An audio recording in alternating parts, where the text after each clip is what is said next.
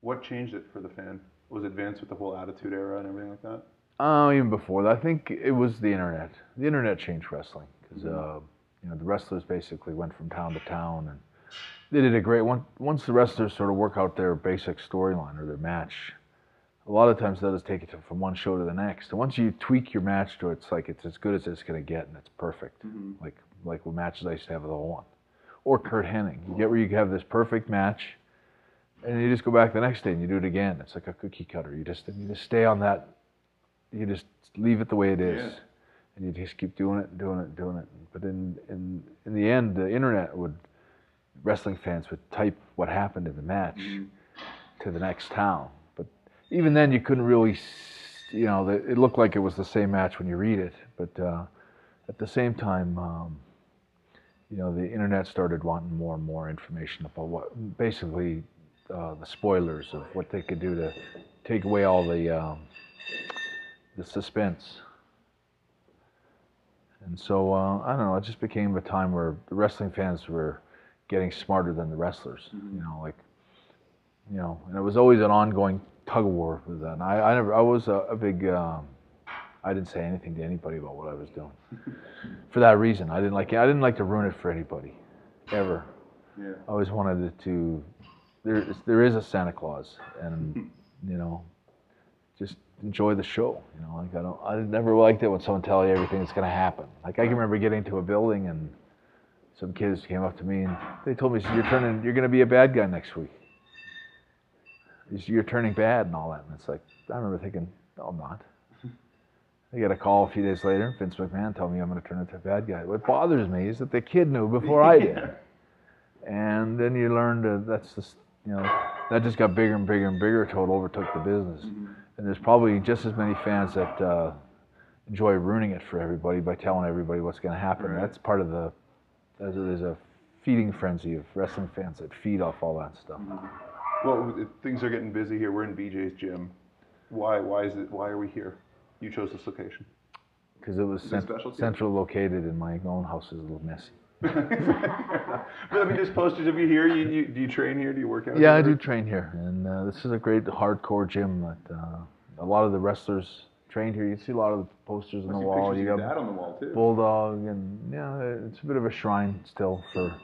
And a lot of guys that trained here. This is where all the Hart generation were trained. Natty and TJ and Harry and Teddy Hart, the infamous Teddy Hart. I don't know. So Teddy bad Hart. he can't get hired. He makes Dennis the Menace look. Like he should be in the Hall of Fame for world's worst, baddest kids. Right next to a big statue by Brother Smith. I'm sure he'd love to hear that. They'd both be proud. They would be. All right. On the topic of wrestling changing with the internet, what do you think MMA has done to it? Do you think that's kind of taken things away a little bit too? Oh, I'm sure it has. I mean, it's hard not to get pulled into the MMA and how, a lot of they're basically what real wrestling. Basically what they're doing is a lot different than what the old shooters in pro wrestling were doing back in the 20s.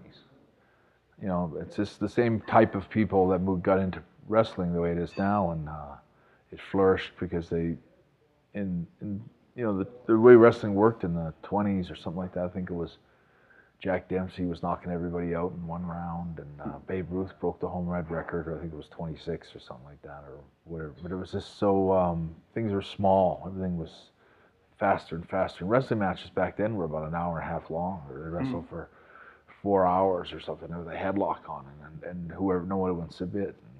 And it got too boring, and they needed to kind of spice it up, and they just started to change it up, and that eventually evolved into where pro wrestling is today. But MMA, I think. Do you like it? Are you a fan? Yeah, I'm a fan. Yeah, for sure. I have a lot of respect for it. I mean, I'm so glad that I went into pro wrestling now. When I watch that and I go, I'm so glad that I only pretended to hurt somebody. Well, you never hurt anyone. I've got a conscience. That's one of your claims to I fame. could never beat a friend of mine like that. I don't fight with my friends. And watching UFC, I know that these guys are friends and they fight each other and they hurt each other. And I couldn't be paid enough money to do that. Did Ken ever? What was it like to work with Ken? Did you ever fight Shamrock? Yeah, I fought Ken. Ken was a solid guy.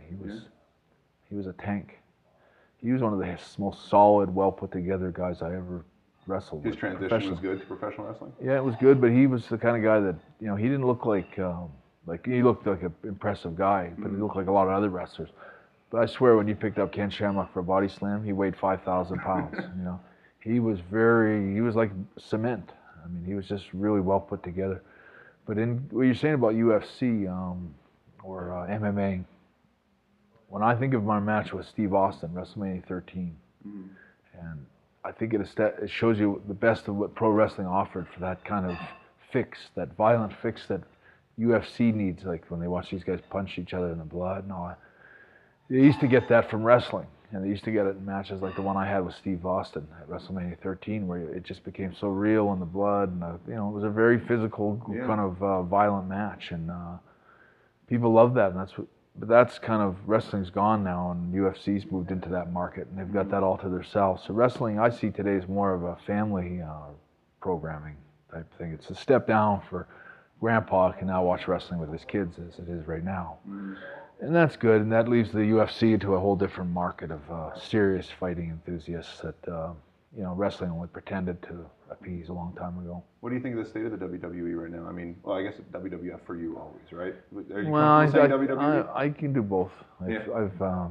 I've been reprogrammed, like everyone else. But I mean, you have guys like Taker, Shawn, Triple H. These are all the stars when you left, and they're still running the show now.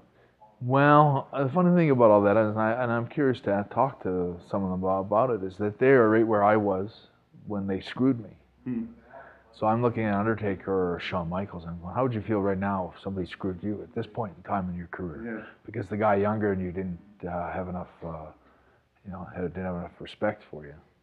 And you start to see that, and you go, I'm sure that they'd all go, geez, now I know everything that you were trying to do and what you stood up for and what you're. I think that's more clear all the time. And I don't know how long Undertaker's got left, and I don't know how long Shawn Michaels has got left. And there's a few guys in that company that are pretty beat up physically.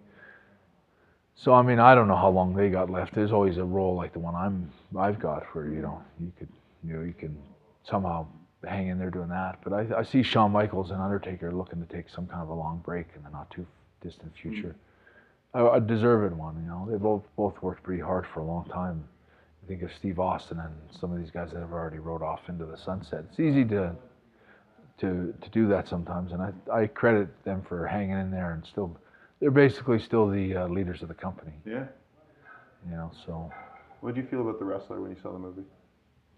It was kind of representation.